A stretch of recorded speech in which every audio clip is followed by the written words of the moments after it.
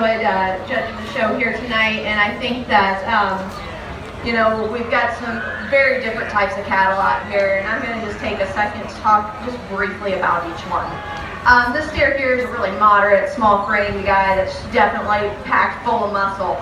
You got to appreciate that about him. Has a lot of look from the side. Structurally, I'd like to change this guy, and more importantly, he's pretty lightweight. He's pretty bare over that rib for a market show. So that's something that I have to consider when I'm selecting out here. Sure is heavy muscle, but does he have enough fat in relation to that muscle to win today?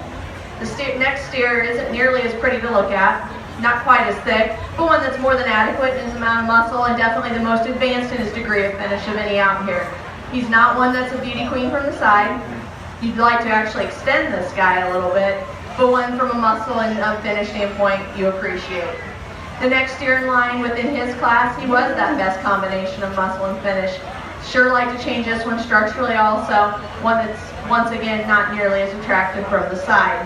The red and white steer that came from the last class, one that is adequate in his amount of muscle, relatively attractive from the side, but when compared to a couple others doesn't have as much finish in comparison. So it makes it really interesting for me because when we are judging market cattle, I mean, it is a steer show, but they still need to be able to grade and that type of thing, and that's what makes it a little problematic for me, and you have to take weight into consideration a little bit there also.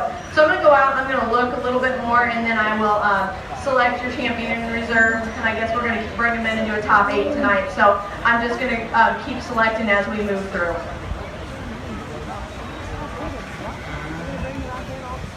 Thank you.